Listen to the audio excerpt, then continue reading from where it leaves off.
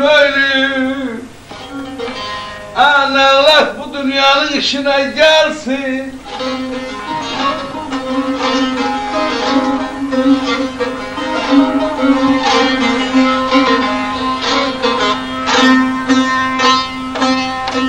Ey məni yardan, ey yarı mənlər edenin,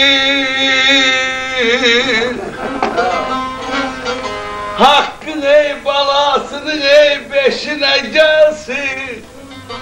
Ay haray ölürüm.